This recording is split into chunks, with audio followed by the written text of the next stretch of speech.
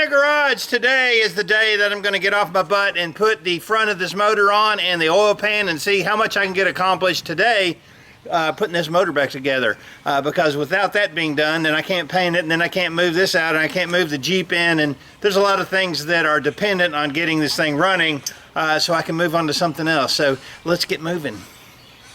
Here's my old cover, and I've got all the bolts just sitting in it ready to be installed. How exciting is that? Randy's here! Yeah. Hey, did you go get vaccinated?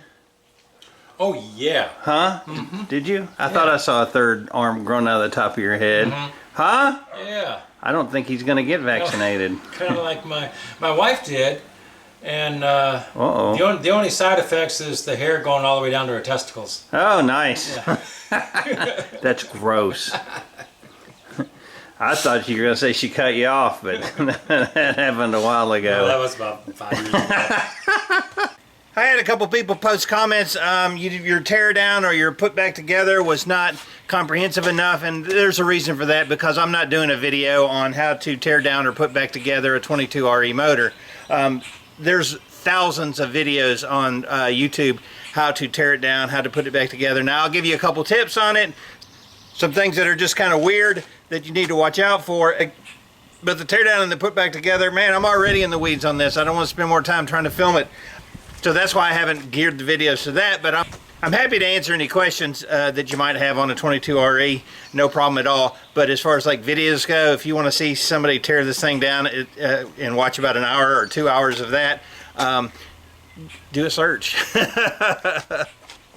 Here's my new cover, ready to be installed, and I got to get some silicone on it. And there's probably two things that are kind of critical on this that I was going to tell you about that you can make a mistake on. First is this hole right here. That's where your top bolt goes. You don't want to over tighten that, first of all, because you can actually crack the case because there's a gap in there. And the second is you need to use thread sealant around this compound here. The other thing that's a little bit critical on the 22RE is that you don't over tighten all these bolts. Some are 6 foot-pounds, some are 9 foot-pounds. Personally, I like using a 1/4 inch torque wrench that's in inch-pounds and just convert it over from foot-pound to inch-pounds, because I find that's easier for these smaller bolts. But you don't want to over-tighten everything in there. So this is one of those things where it doesn't hurt to go ahead and use a torque wrench on it rather than just retard tight, as my friend Jerry would say. I talked about the M8x50, which is in the top, that you don't want to tighten up too much. But I also wanted to caution you about the M8x35, which is in the oil pump.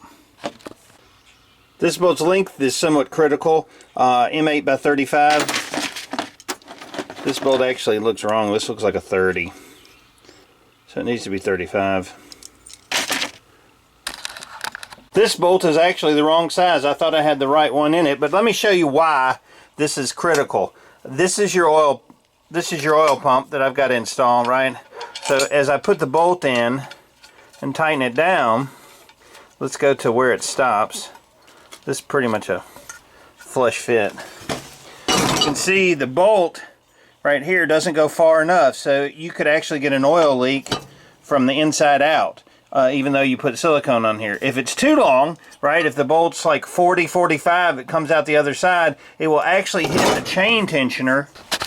It can actually come and hit the chain tensioner here and cause your chain tensioner not to work, so you've screwed your whole pooch by that one bolt. So that one's a critical bolt. Okay, I actually found the correct 35mm bolt here. It's got the lock washer already installed. And if you look on the back side, you can see that indeed it is flush, super flush. This bolt and your top bolt in your cover, that hidden bolt, both of them, you're going to use some silicone on the threads because that will prevent oil from seeping through, because both of those two bolts are the only ones where you might get oil coming through. So shoot, yeah, we're ready to go. This one is the correct one. I'll put it back in my test cover. And this is the torque wrench I use. It's a 1/4 inch. It's in inch-pounds rather than foot-pounds, and if you convert it over, right, 6 foot-pounds is actually 72 inch-pounds, and 9 foot-pounds is 108 foot-pounds. So almost all your front cover bolts, you can use the small one and you won't over-torque it. You got about 4 bolts, the large 10mm that are about 29 foot-pounds, and you can just, I usually just tighten those down. All right, so I got the cover on. Now it's time to see if I can get the oil pan on and the pickup tube. If you don't get the pickup tube installed, then it kind of defeats the purpose of having an oil pan. Well, I got the pan on and I'm starting to torque down the bolts. This has been just a really fun exercise in yuck. But it's back on, so I'll just go around and start tightening it up, and that's a good thing. This has been my view for the past 30 minutes. Looking up from this stinking oil pan. But I got it all on, it's torqued down. Looks good, hopefully it won't leak. Woo-wee! Got all the suspension parts back on. All those bolts, the cross member, idler arm, steering stabilizer, everything's put back together up here. So all that lacks is this upper part. Yay! Well, today this thing kicked my butt. I'd like to say it only took a couple hours, but it took most of the day to get everything zipped back up. The oil pan, the suspension put back on it, the front cover, everything, all the gaskets. Now I just have to put on the oil pump, the water pump, and all my externals, start hooking up all the wiring, and hopefully this stupid thing is going to run. Any questions, comments, suggestions, post them below, but it's beer time for me and a really well needed shower. I appreciate you being a subscriber. I'm getting closer. I'm David from the Redneck Garage. Keep turning wrenches.